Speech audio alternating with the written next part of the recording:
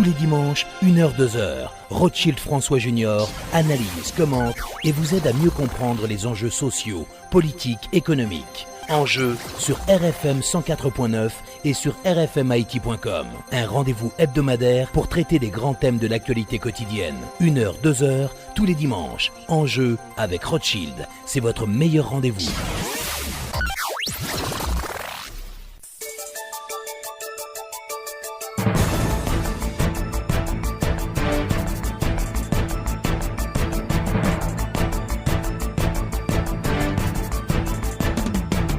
Mesdames et messieurs, bonsoir et merci de suivre comme tous les dimanches l'émission Enjeux sur RFM.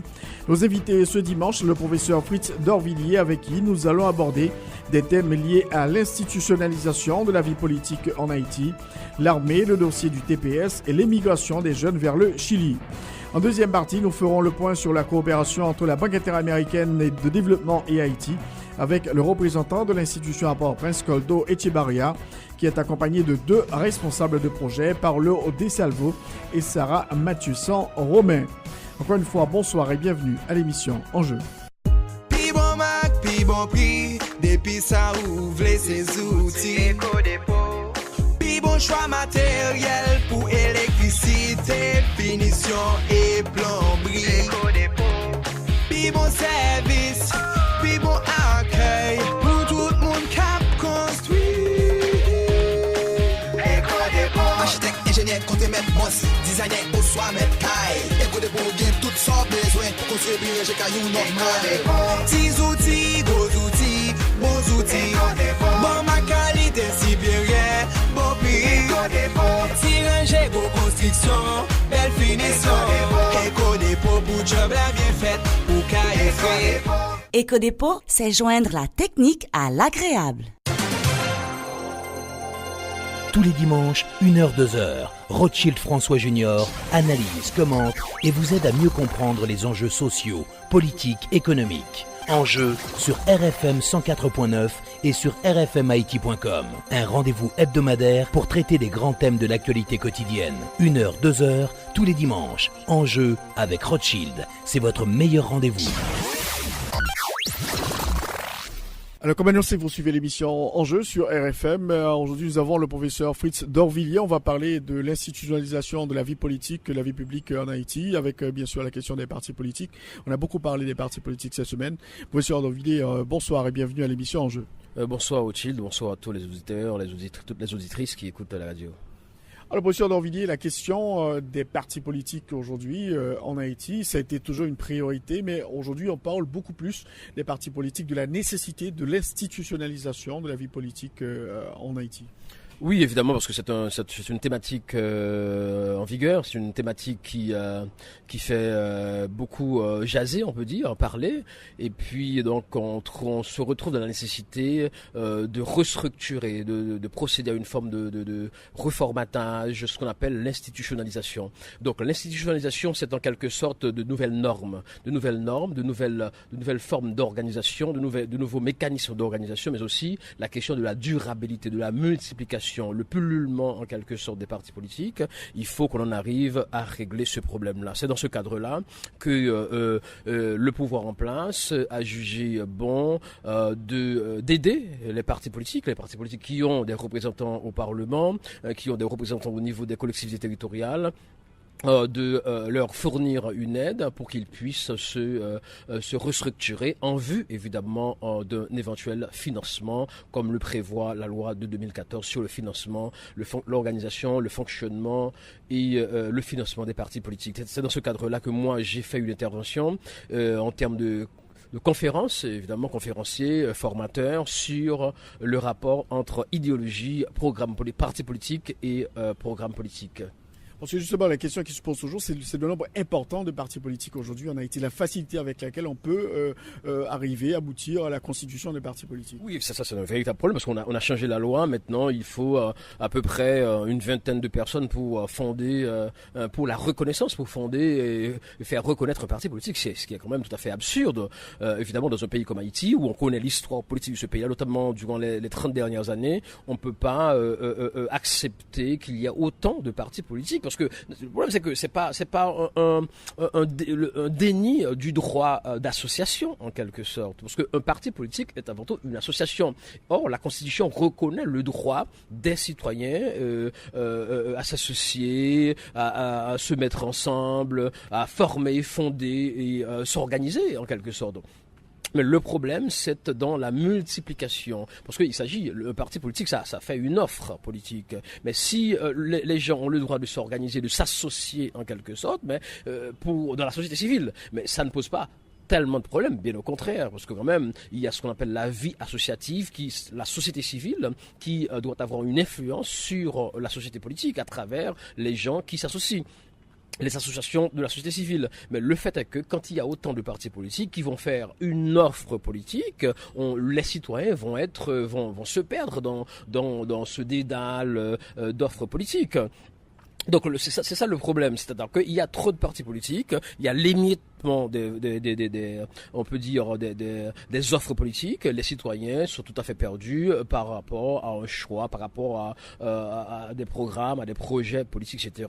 Donc c'est exactement, et aussi si les citoyens sont perdus, ça a un impact aussi sur le vote. Les gens ne vont pas voter, on sait très bien le pourcentage, aux environs entre 15 à 20% de taux de participation aux élections, donc ce qui est évidemment une entrave à la démocratie. Quand vous lisez par exemple les documents présentés par les partis politiques, on voit que ils ont parfois la même idéologie. Oui, le problème c'est que parce que l'idéologie c'est un autre enjeu, parce que on dit souvent voilà, les partis politiques ils n'ont pas d'idéologie, mais chaque parti politique a une idéologie. Si on voit l'idéologie comme étant un ensemble de représentations, c'est-à-dire qu'une vision du monde, une manière de se représenter, de se voir dans le monde, de vouloir donner une direction à ce monde-là. Chaque parti a une vision, une orientation, une manière de concevoir les choses, une manière de voir le changement social, le changement politique, le changement économique. Mais le fait est que il y a tellement de partis politiques qu'on n'en arrive pas véritablement à distinguer ce qu'ils proposent de différent. C'est quand même ce qui fonde le parti politique, c'est une proposition. Or, si plusieurs partis politiques font la même proposition, ils pourraient peut-être s'associer. Parce que tout simplement, sinon, le parti politique va tout à fait ne cadre pas le parti. Comment je peux dire ça? C'est-à-dire que ce n'est pas le fondement du parti politique. Le parti politique n'est pas fondé idéologiquement, n'est pas fondé, on peut dire, politiquement. Parce que tout simplement, il faut qu'il y ait une offre, il faut qu'il y ait quelque chose qui distingue le parti politique de notre parti politique. Mais sinon, si les partis politiques ont les mêmes idéologies, ce serait intéressant, ce serait même bon qu'ils s'associent pour former un plus grand parti politique et avoir un plus grand impact sur l'électorat. Donc pour le financement, c'est absolument important, mais il faut quand même, il y a un certain nombre acceptable, si vous voulez, de partis politiques pour qu'on puisse avoir un financement, un bon financement du secteur politique. Oui, évidemment, comme je le dis hier lors de ma conférence au colloque, à l'atelier de travail, je dis que l'État central fait bien d'aider les partis politiques, mais on ne peut pas non plus aider les coquilles vides. On peut pas aider, on peut pas mettre. C'est comme verser de l'eau dans un panier. C'est-à-dire que ça coule de partout. C'est-à-dire que il faut que le parti se renforce. Il faut que le parti évidemment montre ce qu'il peut faire en termes de participation au développement politique du pays pour qu'on lui donne un financement. On peut pas financer tout de go comme ça un parti politique parce qu'il s'agit d'un parti politique qui n'a même pas un élu au niveau du CASEC. De la ZEC communale, etc. Donc on ne peut pas non plus financer des partis qui prônent, parce qu'il faut qu'il y ait ça aussi dans la loi. Bon, c'est vrai que c'est-à-dire qu'il y a certaines déclarations qui ne sont pas admissibles, il y a certains comportements qui ne sont pas admissibles, c'est-à-dire que il faut que ce soit un parti, le financement de parti, un parti qui a un nombre, on peut dire, acceptable d'adhérents, un parti qui fonctionne réellement, c'est-à-dire que ce n'est pas un parti qui est dans une valise ou dans un cartable, etc. Mais ça doit être un vrai parti, sinon ce sera un gaspillage. On n'a pas assez de ressources, l'État n'a pas assez de ressources pour aller financer tout de go comme ça des partis politiques. Il faut que ce soit des partis politiques véritables, des partis politiques qui contribuent au processus de transition démocratique, au processus de consolidation de la démocratie en Haïti. Alors concernant les partis politique, la question des élections se pose aujourd'hui en Haïti. Faut-il créer maintenant le Conseil électoral permanent parce qu'il y a des partis politiques qui s'opposent à ce que cette initiative soit prise par le pouvoir dans cette conjoncture politique Fritz Orvillier? Oui, mais ça fait beaucoup ça. C'est un enjeu d'une très grande importance. C'est un grand enjeu en quelque sorte ici. La question, le problème de la création du Conseil électoral permanent. Parce qu'il faut comprendre qu'il s'agit d'une lutte de pouvoir, une lutte de pouvoir. Il y a actuellement deux camps face à face. Le camp qui est au pouvoir, le camp qui est dans l'opposition. C'est-à-dire que le problème est posé dans ce cadre-là, dans le cadre de cette opposition presque radicale. Donc on dit voilà, est-ce qu'il faut créer le Conseil électoral? Parce que quand même la Constitution prévoit cette institution indépendante qui est le CEP, le Conseil électoral permanent.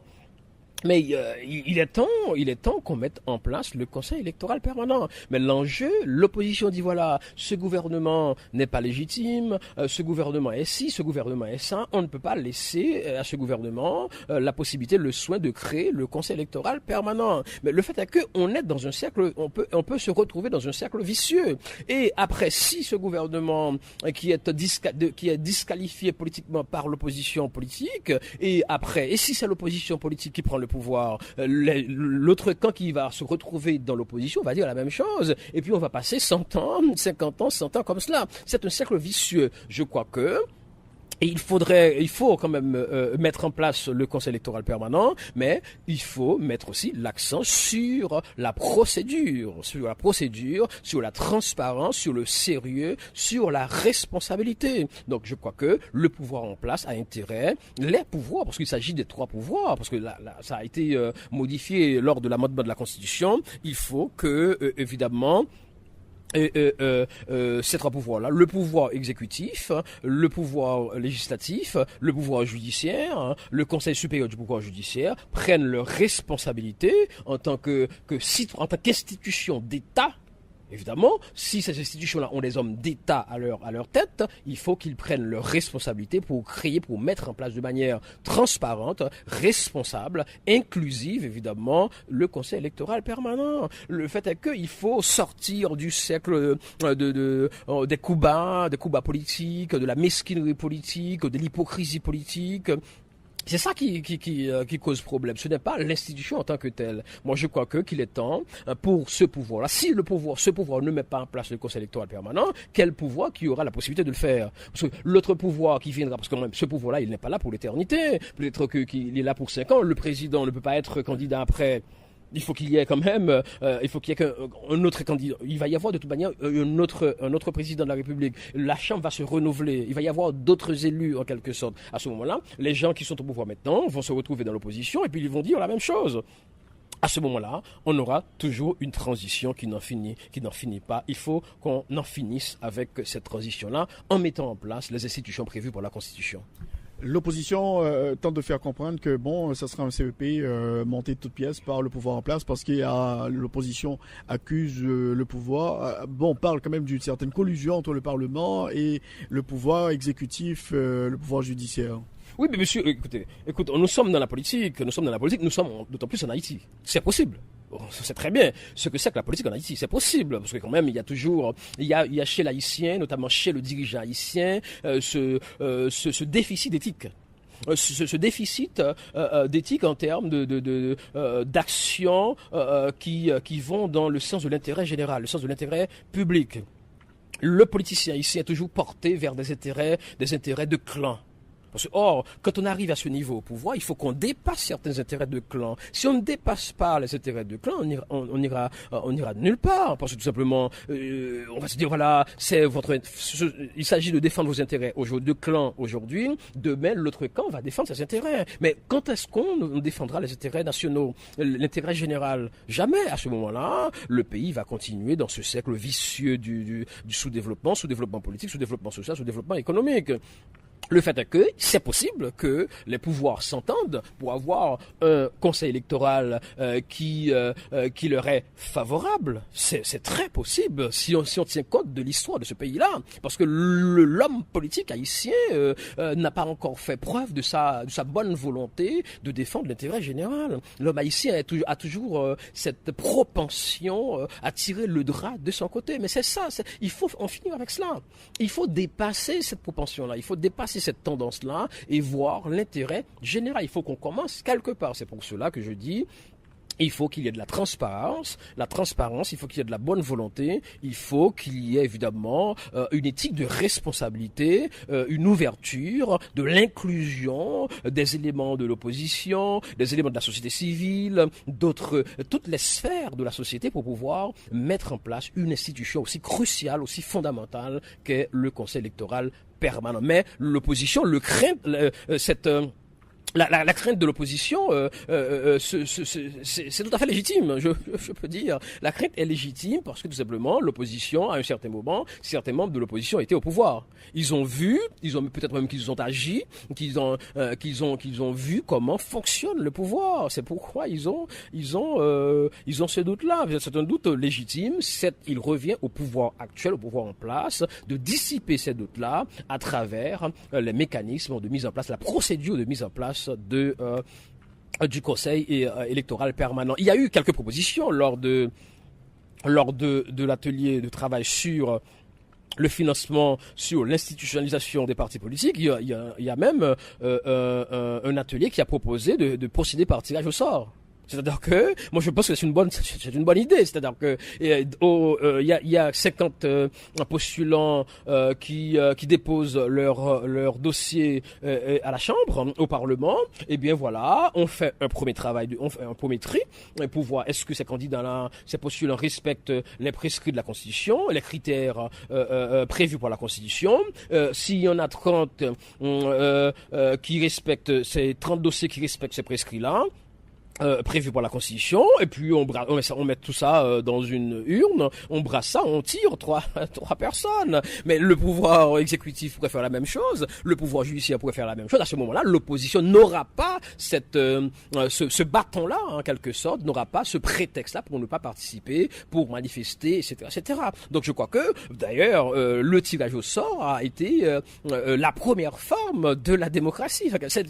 Certains philosophes disent que c'est la forme la plus pure de la démocratie, en quelque sorte, représentative. C'est-à-dire qu'on tire au sort, on ne va pas, si c'est une femme, si c'est un homme, s'il est âgé, s'il a 30 ans, s'il a 50 ans, on ne sait pas. D'une manière, c'est la chance. On tire au sort, évidemment, les 9 membres du Conseil électoral permanent. Je crois que ce serait très bien pour dissiper le doute légitime, pour dissiper la crainte légitime de l'opposition. Est-ce que je peux te poser ? Le professeur Fritz d'Orvilliers, autre point d'actualité, le dossier de l'armée, le pouvoir en place qui souhaite à tout prix constituer, réhabiliter les forces armées d'Haïti. Vous avez quand même fait un travail sur le programme des partis politiques et on a vu que tous les partis politiques voudraient qu'on réétablisse l'armée d'Haïti. Donc c'est bon signe, c'est une bonne décision selon vous ? Bon, c'est comme vous le dites, hein, c'est vrai que ça c'est un signe. Hein, tous les partis politiques dans leur programme, la plupart des gens qui ont fait un programme écrit, c'est-à-dire ils ont fait la promesse qu'ils allaient réhabiliter l'armée. Je crois que c'est un enjeu aussi, comme le Conseil électoral permanent, la réhabilitation, la remobilisation de l'armée est un enjeu de taille. Et on ne peut pas remobiliser l'armée de manière il faut faire cela de manière très prudente, parce que l'armée est une institution fondamentale du pays. L'armée est une institution historique. Donc l'armée, l'armée a fondé, a créé ce pays. L'armée est une institution cruciale pour le pays. C'est une institution symbolique. Au-delà même de l'aspect utilitaire de l'armée. Donc l'armée est une institution symbolique pour tout Haïtien, compte tenu de notre histoire. Mais on connaît aussi l'histoire de l'armée. On connaît le rapport de l'armée haïtienne ou d'Haïti avec la population. On a vu les coups d'État, on a vu les exactions, on a vu les tueries, on a vu les massacres. L'armée n'a pas su s'adapter souveraineté, contrairement aux autres armées de la région. Donc il y a des appréhensions, il y a encore des victimes qui sont encore vivants. Il y a aussi parce qu'on ne vit pas en vase clos. Il y a aussi l'international qui prend ça avec des pincettes, la question de la remobilisation de l'armée, parce qu'il faut savoir que nous sommes un pays qui a une souveraineté limitée, très limitée, et même c'est pas seulement une souveraineté politique, il y a une souveraineté économique limitée. Or, la création de l'armée, ça passe aussi par une souveraineté économique. Donc, il faut qu'on soit capable de financer l'armée, qu'on achète des équipements, etc., etc. Avec quoi on va faire cela? Il y a non seulement un problème politique avec la remobilisation de l'armée, il y a aussi un problème financier avec la remobilisation de l'armée.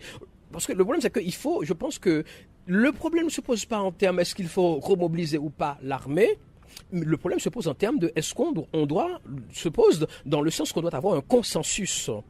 C'est pas la même chose. C'est pas la même chose que le Conseil électoral permanent. Parce que l'armée, cet enjeu est de taille, est beaucoup plus grand. Oui, mais pour l'armée, pratiquement, la décision est prise par le pouvoir pour réhabiliter l'armée. Oui, la décision est prise, mais attendons voir. Attendons voir, parce que ce n'est pas évident. Parce qu'il n'y a pas encore, véritablement, il n'y a pas encore un projet. Le projet de la réhabilitation de l'armée n'est pas encore connu.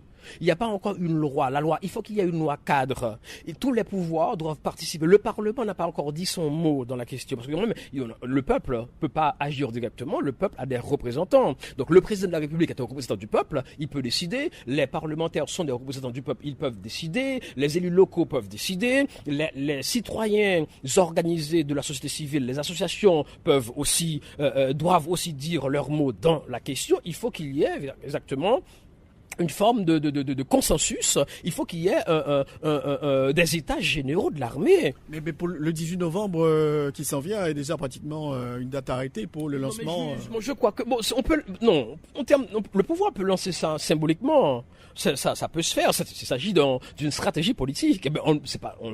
Écoutez, il faut qu'on soit sérieux. On va pas avoir des hommes en uniforme dans les rues.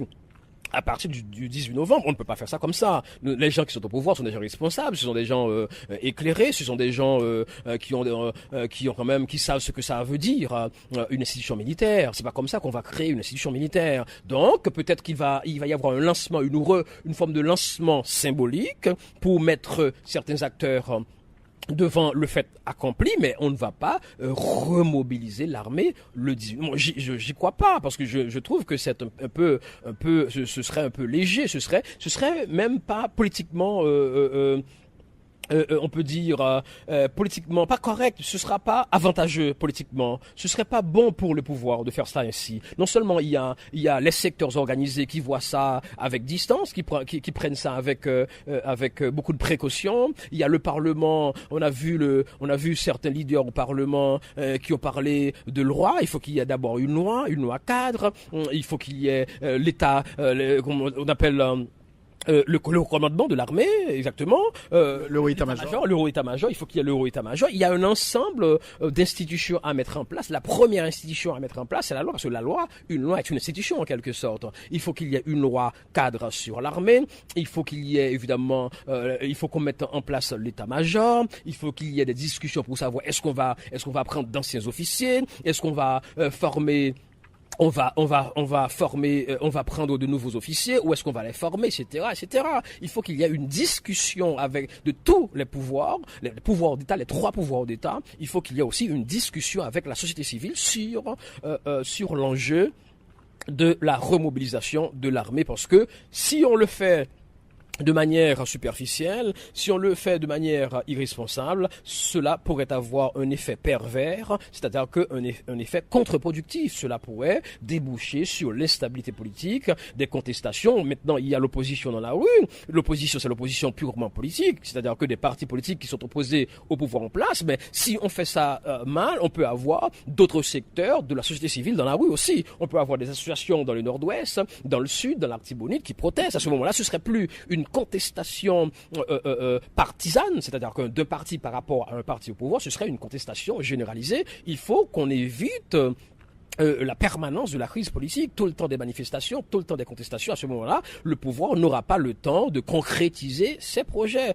Tout pouvoir, aucun pouvoir ne peut concrétiser ses projets dans une crise, dans une situation politique de contestataire en quelque sorte. Donc, il faut que le pouvoir en place évite la contestation, prévoit cette contestation-là, évite des troubles quant à la remobilisation de l'armée. Donc, c'est un sujet de taille, c'est un enjeu de taille. Il faut que le pouvoir en place discute avec plusieurs secteurs, discute avec les autres pouvoirs. Quand je dis le pouvoir en place, je parle du gouvernement, évidemment. Non, parce que le pouvoir judiciaire, le pouvoir législatif, ce sont aussi des pouvoirs qui ont leur mot à dire dans la remobilisation de l'armée. Et surtout, il y a ce qu'on appelle le quatrième pouvoir. Le quatrième pouvoir, ce n'est pas véritablement la presse, c'est la société civile, ce qu'on appelle les contre-pouvoirs. La société civile composée de l'ensemble d'organisations qui n'ont pas d'intérêt purement économique, d'intérêt politique, mais qui surveillent en quelque sorte les dirigeants. Il faut que les pouvoirs discutent avec les associations, les organisations de base sur la remobilisation de l'armée, parce que tout simplement c'est un enjeu nationalement de taille et internationalement de taille. La question du TPS, une autre préoccupation pour Haïti aujourd'hui, le renvoi éventuel de ces 58 000 personnes. Oui, cela va empirer la situation. On sait très bien qu'à peu près dans notre produit intérieur brut, le PIB, environ 20 à 25% qui participent à la richesse nationale, c'est-à-dire que les emplois de fonds, donc les transferts privés de fonds de la diaspora, ça contribue beaucoup, évidemment. Ça allège beaucoup la situation de pauvreté dans le pays. Si ces gens-là, le plus souvent les gens de la classe moyenne qui sont là-bas, qui ont pu bénéficier du statut de réfugié temporaire aux États-Unis. Donc, je crois que cela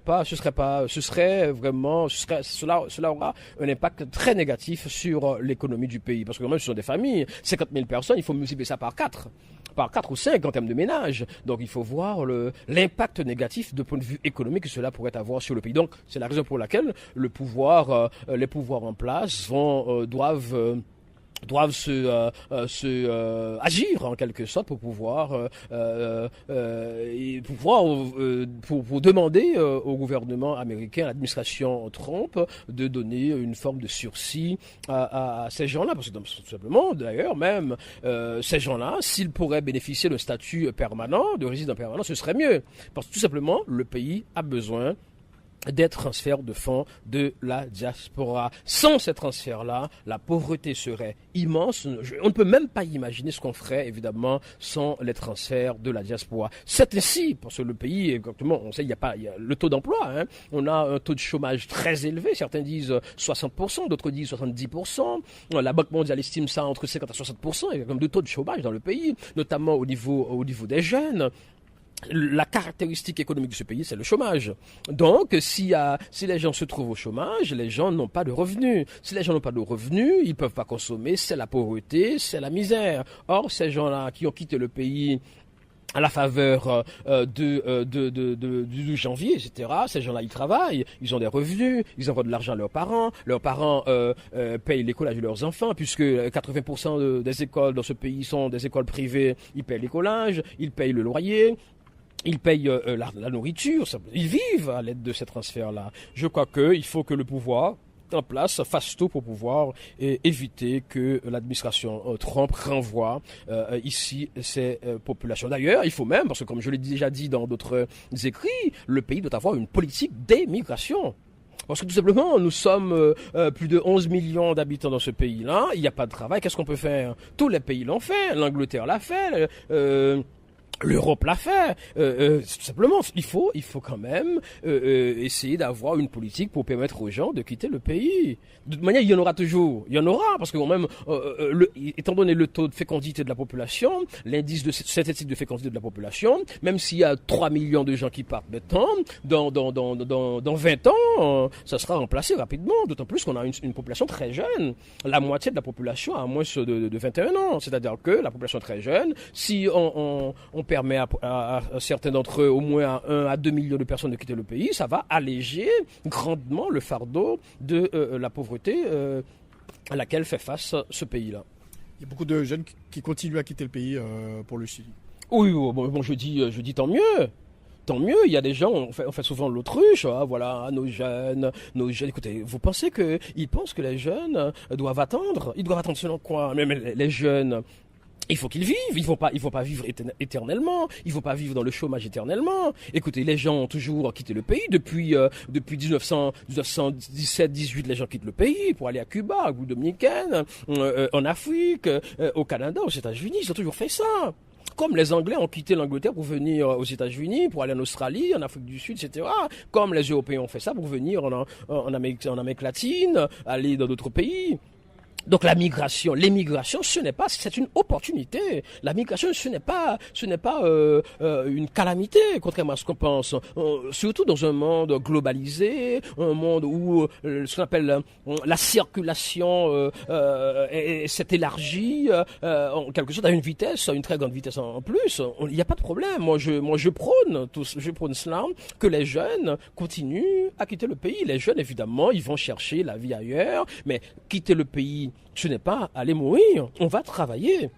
On peut travailler en Afrique du Sud, on peut travailler au Chili, au Brésil, aux États-Unis, au Canada, mais pourquoi ça poserait un problème? Donc pour vous, il faut une véritable politique d'émigration. Évidemment, il faut même qu'on aide les jeunes, ceux qui le veulent bien, à quitter le pays. Parce qu'il faut voir, parce qu'il y a un calcul scientifique à faire.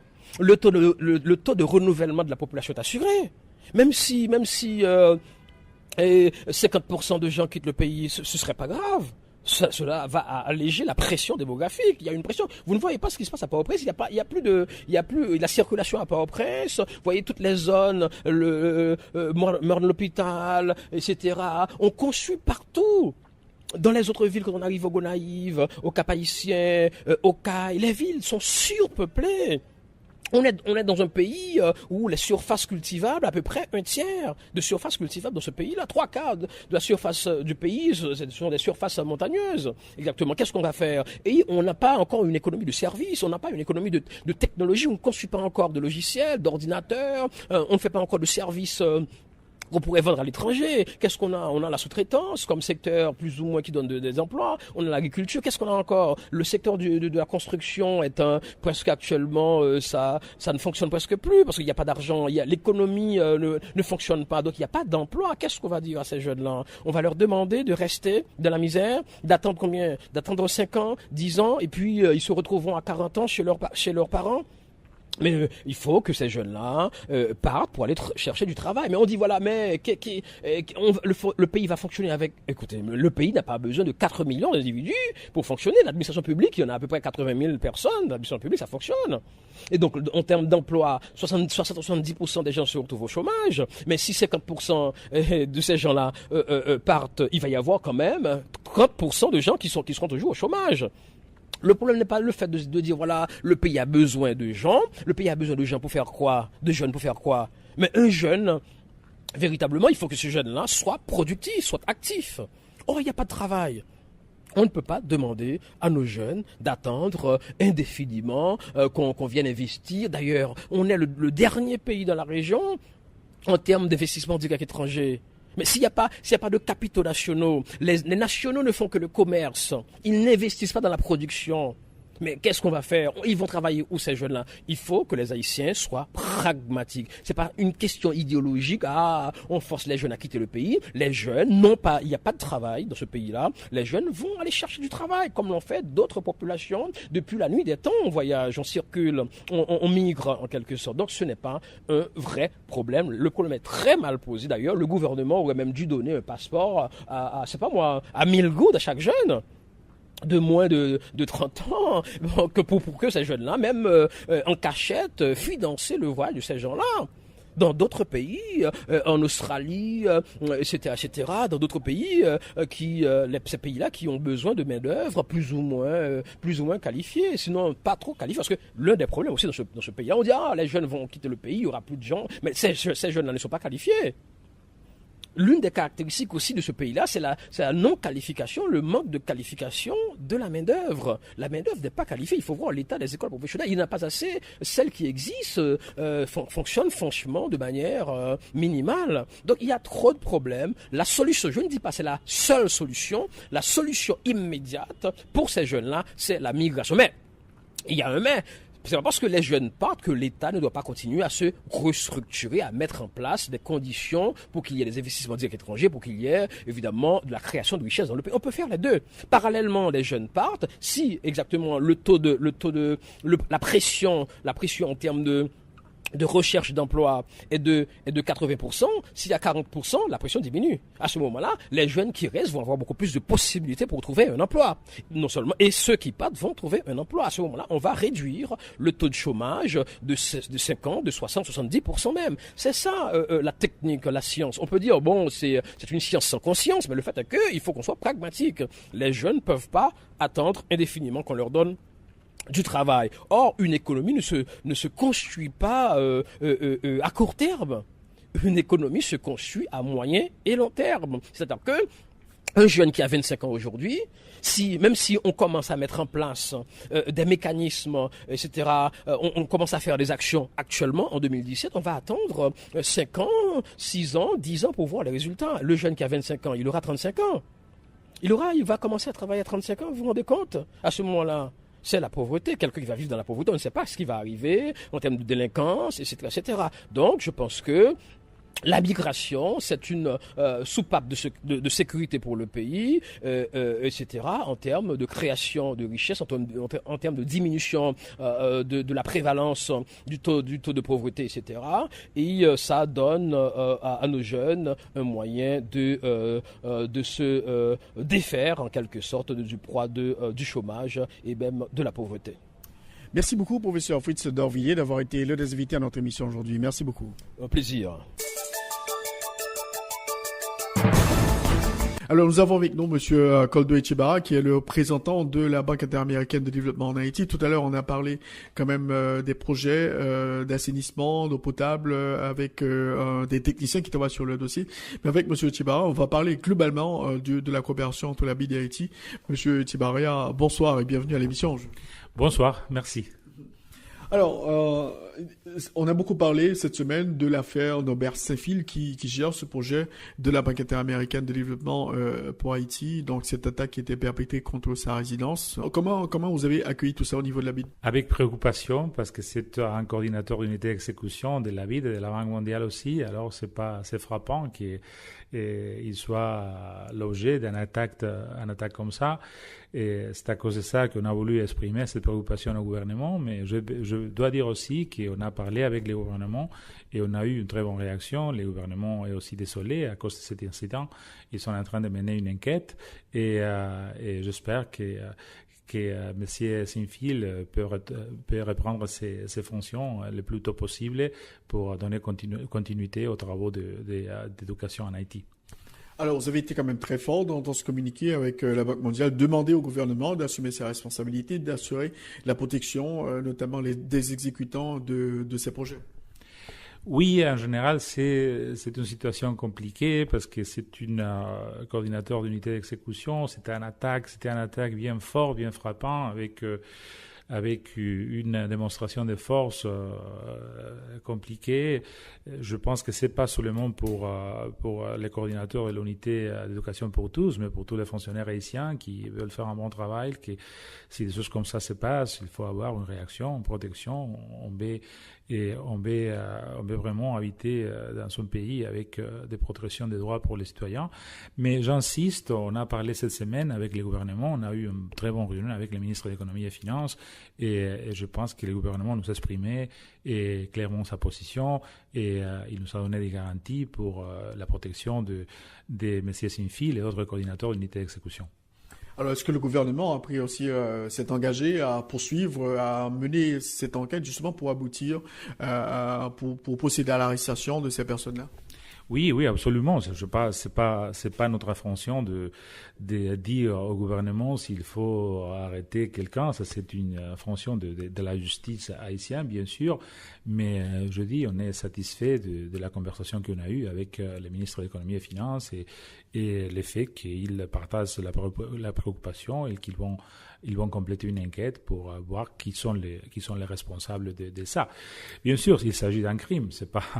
On peut pas demander qu'ils résolvent les problèmes, et on peut demander qu'ils font des efforts pour arrêter les personnes responsables de ça, et aussi qu'ils donnent une protection claire aux fonctionnaires qui soient menacés ou qui soient dans des dossiers compliqués et d'exécution des projets. Pas seulement les fonctionnaires qui sont dans les projets de la vie de la Banque mondiale. Je pense que tous les fonctionnaires haïtiens qui sont menacés ou qui soient logés de certains manœuvres d'intimidation doivent être protégés par la justice. Et je pense que le gouvernement nous a dit que oui, c'est absolument ce qu'ils vont faire.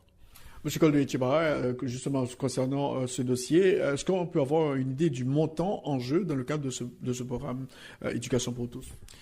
On n'est pas précis encore parce que on est en train de préparer les projets.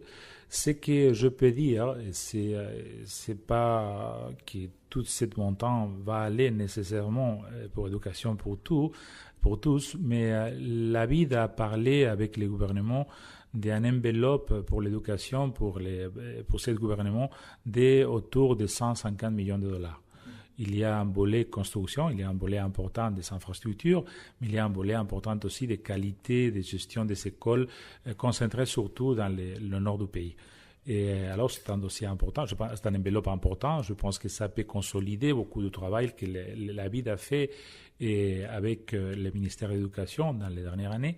Et oui, on a confiance avec l'EPT, mais c'est vrai en général qu'on a confiance dans tous les ministères de l'Éducation. Et parce que l'EPT, c'est une dépendance du ministère de l'Éducation. Et on travaille avec le ministère de l'Éducation, à travers l'EPT, mais avec le ministère de l'Éducation.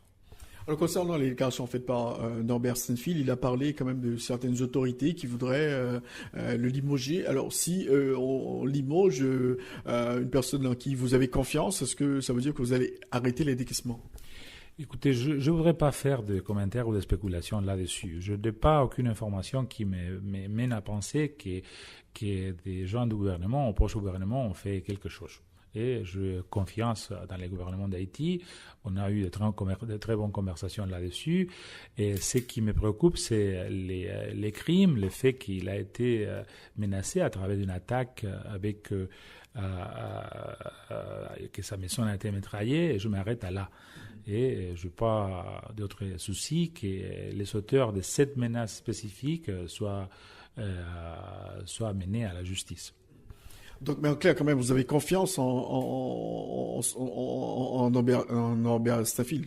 Oui, et pour nous, il a fait un bon travail, lui et l'EPT. Et on considère qu'il était nommé par le ministre Maniga il y a quelques années à travers un concours au mérite. Et pour nous, il a fait un bon travail. Mais en tout cas, le travail d'un coordinateur d'unité d'exécution doit être évalué par les gouvernements, par les partenaires, ensemble. Il faut parler s'il y a de nouvelles priorités sur la façon de faire les choses. Je pense que c'est une chose qu'on peut discuter, qu'on doit discuter et qu'on discute en fait ensemble. Alors, donc le message a été très clair au niveau de la Banque mondiale et la Banque interaméricaine de développement. Oui, absolument. Je dis aussi que les messages qu'on a reçus du gouvernement à travers le ministre de l'Économie et des Finances a été aussi très clair et très satisfaisant pour nous. Est-ce qu'il y a maintenant de nouvelles règles en ce qui concerne les décaissements au niveau de la BID? Est-ce que vous avez durci un petit peu les règles? Non, pas du tout. Je pense que les règles sont complètement les mêmes. Au contraire, ce qu'on essaye, c'est s'adapter aux modalités d'exécution, qui sont les modalités que le gouvernement nous a proposées, qui sont des bonnes modalités, qui sont des modalités en fait exigeantes, point de vue gestion.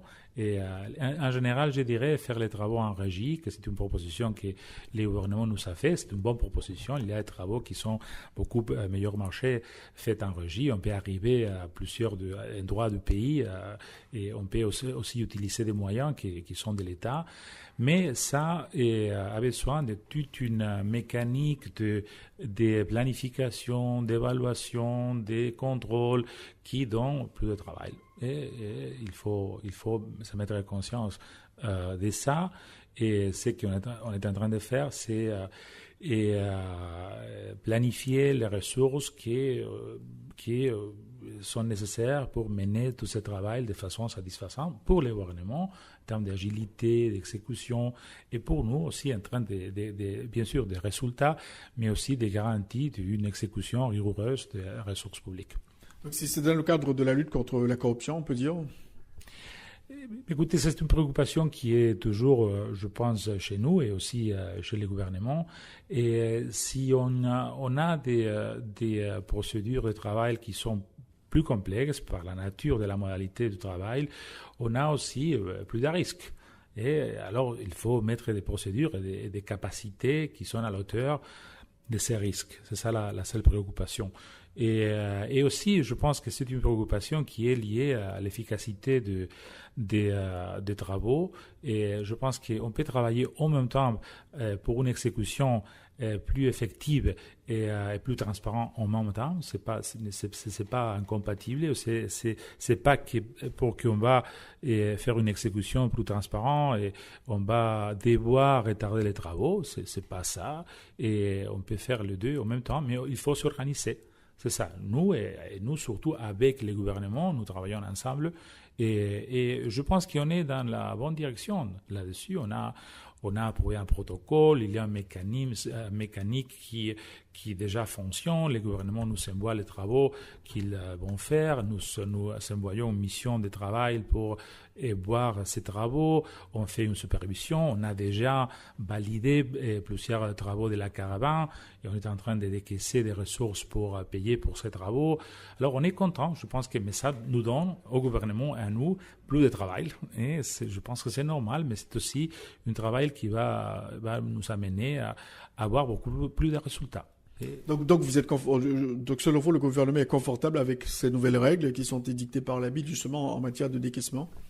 Je ne dirais pas qu'il s'agit de nouvelles règles. Et les règles sont les mêmes, sont beaucoup plus les procédures de travail qui sont sous les règles et la manière dans laquelle on travaille. Et je pense qu'on a essayé de réagir à une proposition du gouvernement. Et le travail de la BID, c'est suivre les priorités du gouvernement et les modalités de travail du gouvernement s'ils sont compatibles avec notre politique. Et dans ces cas, ils sont complètement compatibles. Mais une fois qu'on change les modalités de travail, il faut aussi adapter les procédures, les capacités, et ce ne sont pas les règles. Et c'est autre chose, et avec le but toujours d'arriver à plus de résultats, à travailler mieux, et pour l'intérêt d'Haïti, et d'accord aux priorités du gouvernement d'Haïti. Cole Echevarria, on constate que la BID est tombée sous le charme de la caravane du changement, ce projet lancé par le président de la République Jovenel Moïse. Depuis votre intervention dans ce secteur, combien d'argent vous avez décaissé pour le financement de la caravane? Je ne peux pas vous dire exactement. On a fait une première décaissement de, je pense, près de $2 millions et il y a quelques semaines déjà. Mais on est disponible, on est en train d'examiner des dossiers pour augmenter les financements. J'espère qu'à la fin de l'année, on peut décasser jusqu'à $100 millions. Et l'idéal, c'est 5 millions ou 100 millions à la fin de l'année. Et j'espère que si on continue avec ce rythme de travail, je pense qu'on peut décaisser au moins $1 million par mois pour les travaux qui se font à la caravane. Ça, c'est l'objectif que nous sommes marqués avec le ministère des Travaux publics.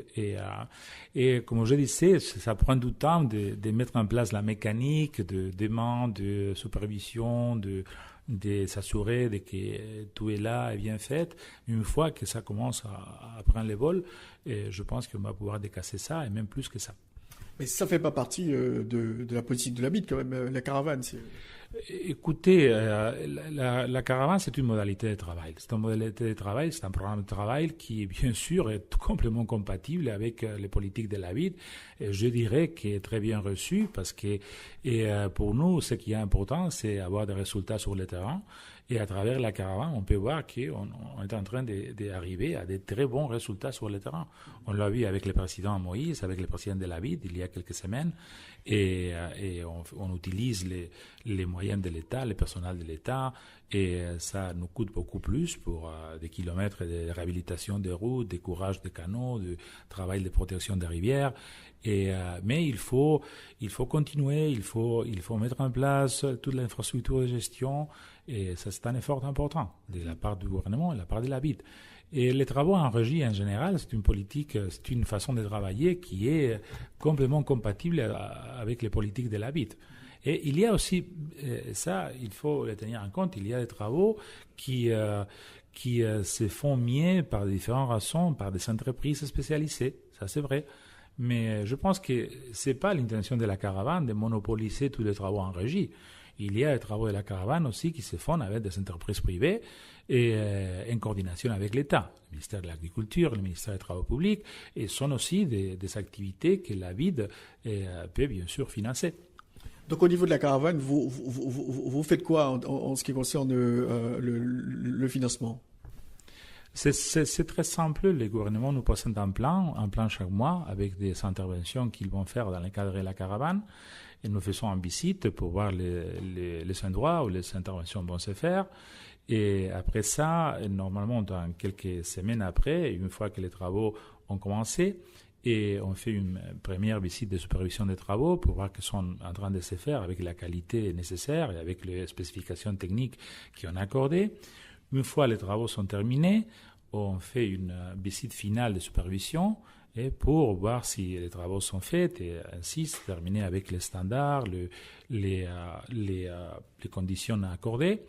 Et une fois cette supervision a été positive, on le communique au ministère des Travaux publics. Le ministère des Travaux publics nous fait une demande de décaissement. On fait cette demande en suivant des prix unitaires qu'on a accordés avec le ministère par les différents types de travaux et on paye. C'est ça. Donc on paye le personnel du ministère de TPDC. On paye pas les salaires, on paye les per diem, on paye les coûts variables, on dirait, les per diem, les combustibles, les réparations, les matériaux, c'est ça qu'on paye dans le contexte de la caravane. Et parce que les restes sont des coûts fixes de l'État qu'il ne faut pas payer, qui sont déjà payés par les budgets. Cole Chiba, vous êtes représentant de la Banque interaméricaine de développement. Votre président est venu récemment en Haïti. Monsieur Moreno, il a fait une déclaration controversée, demandant à l'opposition d'aller soutenir, de monter à bord de la caravane du changement. C'est une déclaration pour laquelle il a été extrêmement sévèrement critiqué par les membres de l'opposition. Est-ce que on regrette de tels propos de la part du président de la BID? Écoutez, je pense qu'il faut lire toute la déclaration du président et voir qu'est-ce qu'il a dit. Il a dit que dans les pays, il y a des choses qui ne doivent pas avoir des couleurs politiques, que la réhabilitation d'une route, les courages des canaux, les travaux de protection contre les inondations ne doivent pas avoir des couleurs politiques, alors que tout le monde doit être derrière ce type d'efforts. Et je pense que c'est vrai, dans tout pays, il y a des politiques d'État, des politiques qui sont partagées. Je pense que c'est une vertu aussi de la démocratie, avoir des politiques dans lesquelles tout le monde se mette d'accord dans certaines choses qui sont clés pour le développement. Et je pense que c'est dans ces contextes, après avoir vu le type de travaux de la caravane, l'intérêt, l'importance pour les pays de ces travaux qu'il a fait cette expression, mais qui montre, je dirais, l'importance d'avoir des accords nationaux sur des thèmes clés pour le développement du pays. Alors pour les membres de l'opposition, c'est une ingérence flagrante de Luis Alberto Moreno dans les affaires intérieures d'Haïti, vu le contexte politique actuel. Honnêtement, je pense que si on lit ça dans les contextes dans lesquels je vous ai parlé maintenant, c'était pas du tout ça l'intention. Je sais que le langage parfois peut s'interpréter de cette façon-là, mais au contraire, je pense qu'on peut collaborer avec Haïti, on peut collaborer avec des projets qui sont d'intérêt pour tous les Haïtiens, n'importe quelle couleur politique ils sont. Et ça, c'est le rôle de la banque, travailler avec des politiques raisonnables de développement. C'est vrai qu'il y a parfois des politiques qui ne sont pas bien vues par certains membres de l'opposition, mais s'ils sont dans les cadres des choses que la banque peut faire, on va les faire. C'est notre responsabilité, c'est les gouvernements qui mènent ces discussions-là. Et je pense que dans les cas de la caravane, j'insiste, faire la réhabilitation des routes, des canaux, travailler dans des endroits isolés du pays qui ont besoin de beaucoup de services. Honnêtement, je ne vois pas les couleurs politiques de ça. Justement, quel message vous avez pour les secteurs de l'opposition qui ont parlé quand même de collusion entre la Banque interaméricaine de développement et le gouvernement en place sur la question de la caravane, qui ont sévèrement critiqué la déclaration de Luis Alberto Moreno. Est-ce que vous avez un message pour les membres de l'opposition? Je dirais que quand ils soient au pouvoir, que c'est normal dans un État démocratique, on va travailler avec eux de la même manière qu'on travaille aujourd'hui avec le gouvernement. Et pour nous, c'est ça l'objectif. Il y a un pays qui a un gouvernement légitime avec lequel il faut travailler. Ça, c'est la façon de travailler de la banque, toujours, avec des politiques raisonnables, soit de ce gouvernement ou d'autres gouvernements. Et c'est ça qui arrive dans tous les pays. On travaille avec les gouvernements, on reçoit des critiques de l'opposition de temps en temps, mais si l'opposition devient gouvernement, on travaille aussi bien avec cette opposition. Ça peut avoir bien sûr des différentes politiques, des différentes priorités politiques, et c'est pour ça qu'on a la démocratie, c'est pour ça qu'on va avoir des gouvernements élus, mais à partir de ces priorités, on travaille. Vous pensez que Luis Alberto Moreno devrait être plus prudent, mesurer ses propos? Je pense qu'il a parlé avec une passion pour le développement. C'est ça qui compte pour nous. Je pense qu'il connaît bien Haïti. Il a beaucoup venu à Haïti. Il s'est beaucoup engagé en Haïti. Et la banque est avec lui, en ce sens, très, très engagé dans les pays. Et c'est ça que je pense. Je pense que parler avec passion des choses, c'est une bonne chose. Ça exprime engagement. Et c'est ça que nous avons pour Haïti, engagement. Vous supportez Haïti, est-ce qu'on peut le dire comme ça, Koldo Tchibara? Oui, absolument. On supporte Haïti. Et on veut améliorer les vies des Haïtiens, mais on travaille avec les gouvernements légitimes. Ça, c'est normal. Ça, c'est la façon de travail des organisations multilatérales.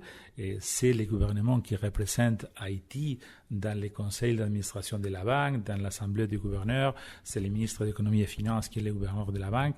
Alors, ça, c'est la façon de travailler. Et je pense que c'est la façon normale avec laquelle on travaille dans tous les pays de la région. Merci beaucoup, Koldo Tchibara, représentant de la Banque interaméricaine de développement, d'avoir été l'un des invités à notre émission aujourd'hui. Et tout à l'heure, on va parler quand même de ces projets au assainissement et puis la question de l'agriculture avec les techniciens qui travaillent sur ces dossiers au niveau de la BID. Merci beaucoup. Merci beaucoup, monsieur François. Nous sommes au local de la BID dans le cadre de l'émission Enjeux. On va faire le point sur la coopération entre la BID et Haïti avec notamment le représentant, M. Koldo Tchibara, et aussi des cadres importants de la BID qui pilotent des dossiers, des projets comme dans le secteur agricole et dans le secteur de l'eau et assainissement. On va commencer tout d'abord avec l'agriculture, avec M. Paulo De Salvo qui pilote ce projet. M. De Salvo, bonsoir et bienvenue sur RFM. Bonsoir, merci pour l'entretien. Je suis content d'être avec vous aujourd'hui.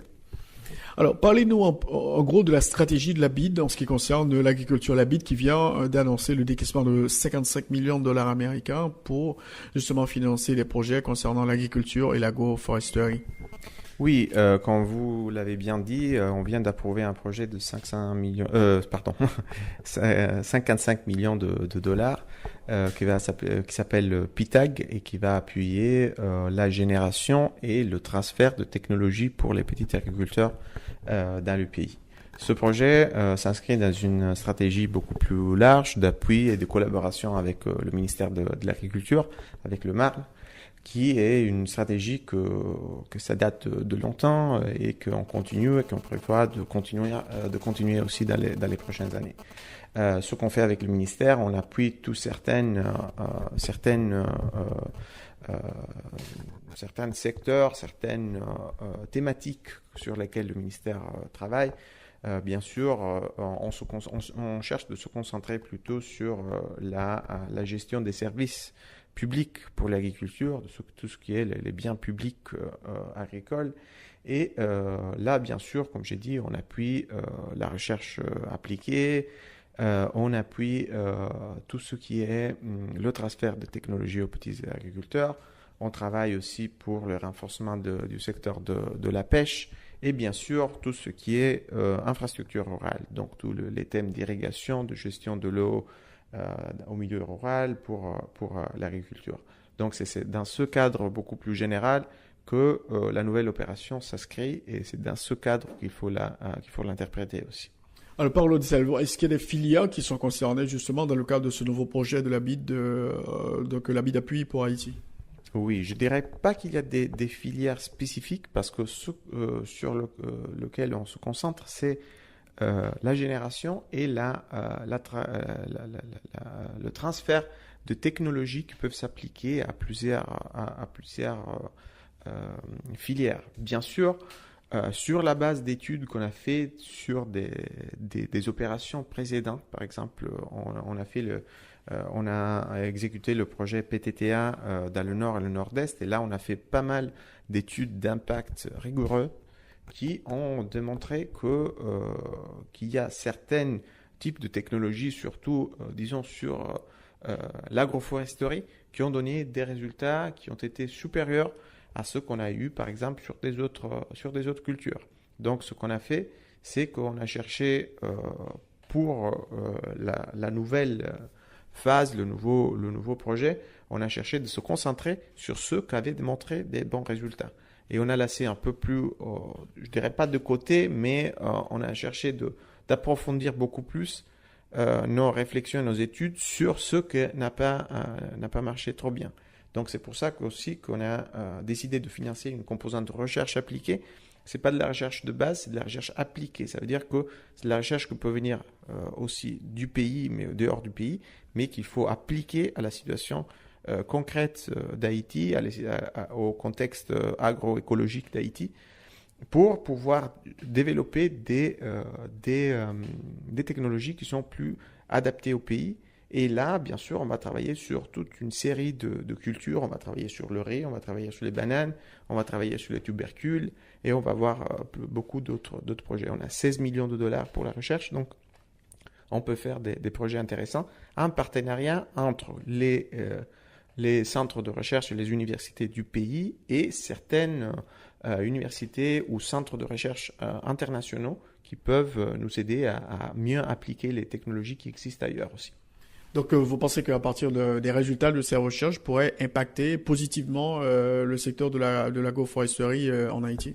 Oui, bien sûr. Ce que est l'objectif du projet, c'est d'augmenter la productivité, donc le revenu des petits agriculteurs haïtiens et au travers de ça aussi d'améliorer la situation de sécurité alimentaire dans le pays.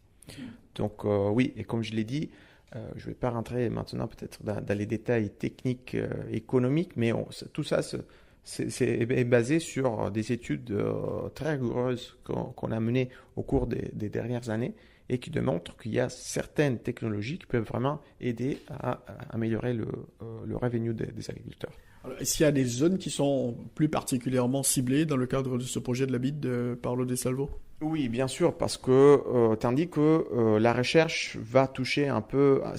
la recherche, c'est un bien public. Donc, une fois qu'on la génère, une fois qu'on génère des connaissances, qu'on les dissémine dans le pays, ça, c'est quelque chose qui peut toucher la totalité des agriculteurs. Mais ce qui est l'appui direct, la subvention directe à l'acquisition de technologies, ça, c'est clairement, ça doit être ciblé parce qu'on n'a pas des ressources pour arriver à la totalité des agriculteurs en Haïti.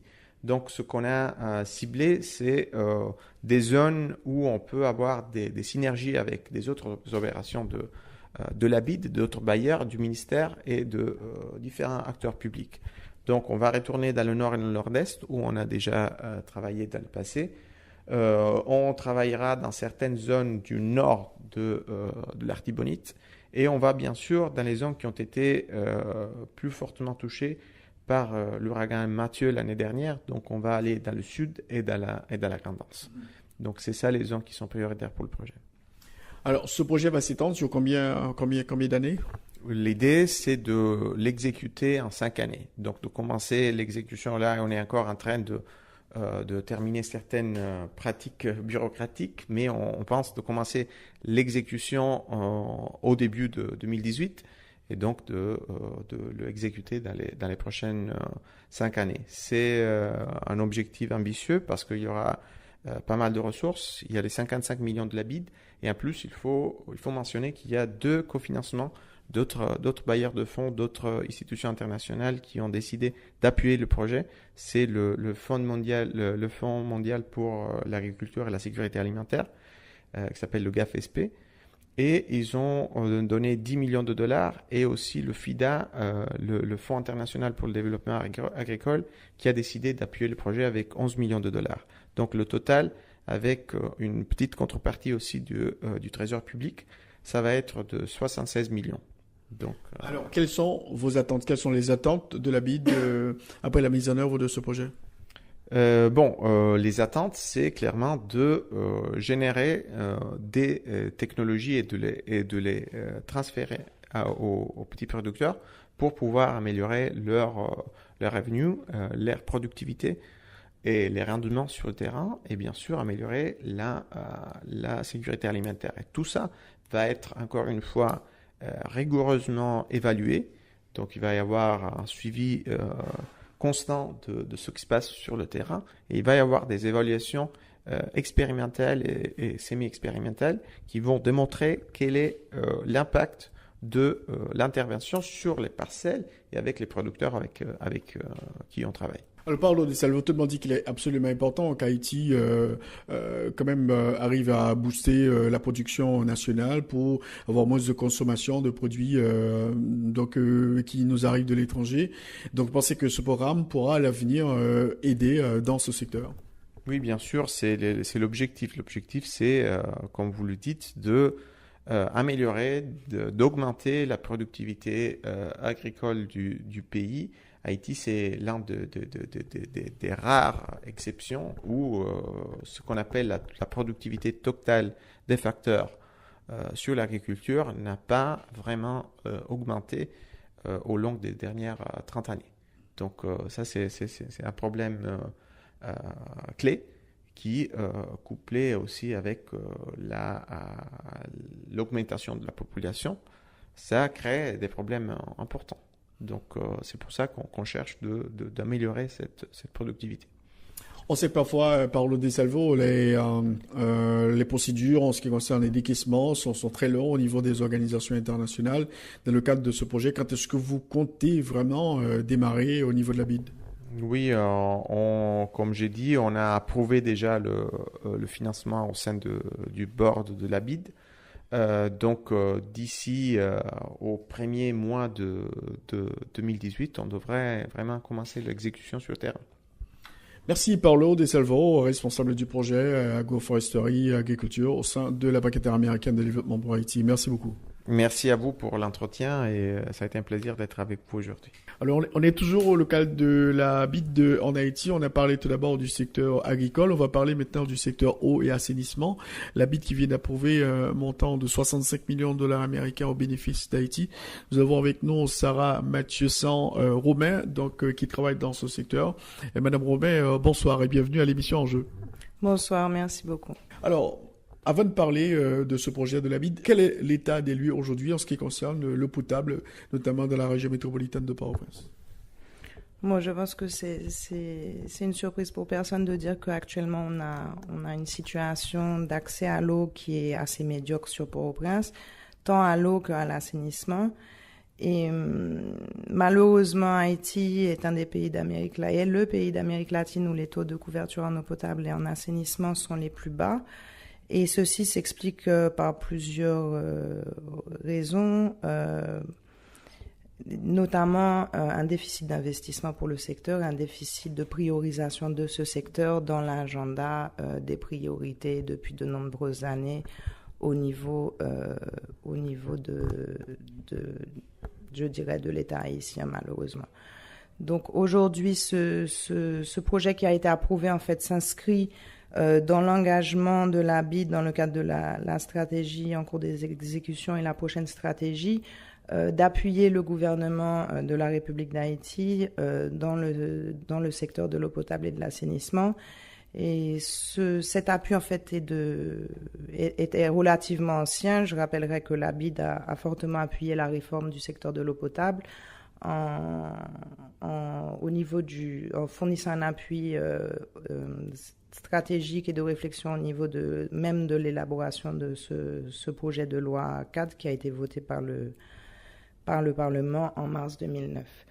Donc, l'ensemble de nos projets d'investissement, en fait, développent des stratégies d'investissement dans les villes et en milieu rural pour améliorer l'accès aux populations aux services d'eau potable et d'assainissement. Et on a pu aussi remarquer historiquement que si on faisait seulement de l'investissement et qu'on ne travaillait pas sur le volet institutionnel, on allait avoir des problèmes de durabilité de ces investissements-là.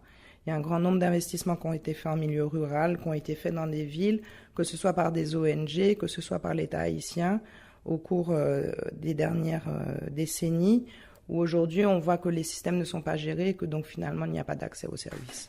Donc on travaille aussi sur la durabilité. C'est pour ça que ces opérations d'investissement incluent des actions de renforcement institutionnel.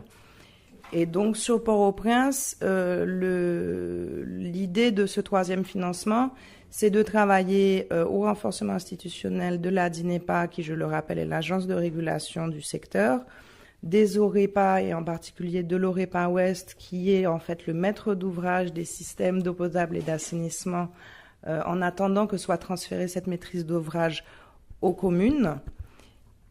Et donc de travailler avec cette OREPA Ouest pour qu'elle puisse mettre en œuvre les investissements qui ont été planifiés dans le cadre du schéma directeur de l'eau potable depuis 2013, pour notamment densifier les réseaux au niveau de la commune de Carrefour, au niveau de la commune de Delma, au niveau de Tabar, et de pouvoir exploiter en fait l'ensemble des investissements en cours d'exécution liés au renforcement de la production. Alors, en ce qui concerne la production, quel est l'état des lieux aujourd'hui? Donc, pourquoi la BID a-t-elle décidé justement de soutenir ces activités, de mettre en œuvre ces projets? Bon, au niveau de la production, vous avez aujourd'hui un peu plus de 100 000 mètres cubes jour qui sont produits, qui proviennent des forages de la plaine du cul-de-sac, mais aussi des sources du Mont de l'Hôpital. Ce n'est un secret pour personne de savoir qu'elles sont en train de se tarir et qu'il y a des enjeux énormes de protection de ces sources. Vous avez des enjeux liés à l'urbanisation et à l'absence de planification urbaine. Donc sans rentrer dans ces détails-là, je dirais que le projet en cours d'exécution, il vise à accroître la production par la réalisation de certains forages au niveau de la Croix des Bouquets et aussi par le renforcement au niveau de Mariani. Ça va apporter, je pense, 40 000 mètres cubes jour additionnels. De cela, le troisième financement et le financement qui vient d'être approuvé, il vise à rationaliser la distribution et à répartir certaines conduites importantes, notamment au niveau de Carrefour, au niveau de Dikini. Sans vouloir m'attarder, vous savez qu'il y a énormément de pertes et que 60% des pertes viennent de Dikini actuellement sur Port-au-Prince. Donc oui, il faut augmenter la production, mais il faut aussi réduire les pertes sur réseau, sans quoi on augmente la production et on augmente aussi le gaspillage de la ressource. Alors, dans le cadre de ce projet, vous allez travailler avec la DINEPA ou bien il y a un organisme avec lequel vous allez travailler justement pour réaliser ce projet? Donc les fonds vont être rétrocédés au ministère des TPTC et à la DINEPA. Au niveau de l'exécution au jour le jour, c'est un projet qui va être exécuté à travers l'OREPA Ouest, parce que c'est bien l'enjeu de la déconcentration, de pouvoir avoir une DINEPA qui se recentre sur ses fonctions de régulation. Et l'OREPA Ouest va être renforcé pour pouvoir mener à bien notamment la supervision des travaux. On parle d'à peu près 40 millions de dollars sur Port-au-Prince et 7 millions de dollars pour la réhabilitation ou la construction de systèmes en milieu rural.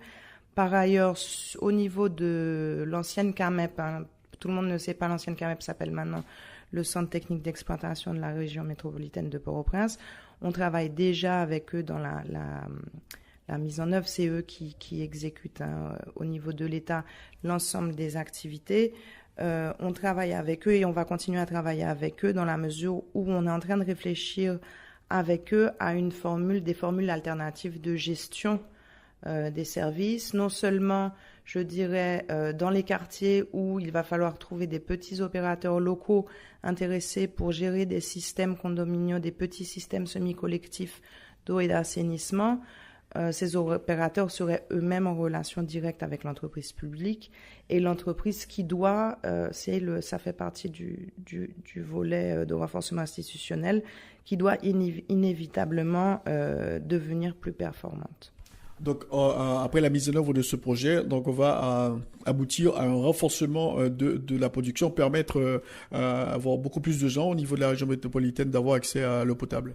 Bon, l'objectif visé, c'est d'avoir 200 000 ménages supplémentaires qui aient accès aux services. Alors, il y a une pratique actuellement, tout le monde n'a pas un branchement, un abonnement officiel. Malgré tout, on a pu faire des enquêtes qui ont révélé qu'il y a beaucoup d'approvisionnement au niveau du voisinage.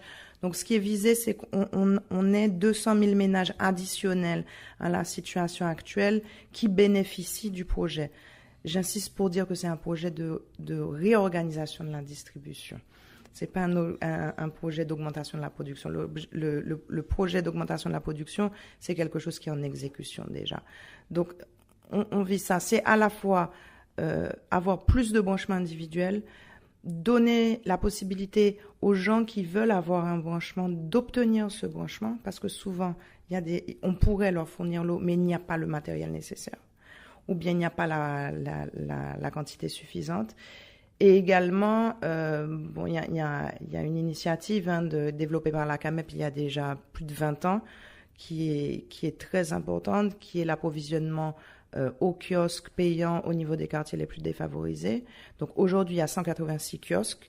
Le projet prévoit l'installation de 95 kiosques additionnels alimentés par le réseau. Alors merci beaucoup Madame Sarah Mathieu-Sanroumain d'avoir été l'un des invités à notre émission aujourd'hui pour parler de ce projet de la BID de 65 millions de dollars américains pour l'eau et l'assainissement. Merci beaucoup. Merci. Ici s'achève l'émission Enjeu. Merci de l'avoir suivi. Vous pouvez revivre cette émission à 4h et à 9h sur RFM 104.9, rfmhaiti.com et aussi sur TuneIn Radio. Bon dimanche à toutes et à tous. Au revoir.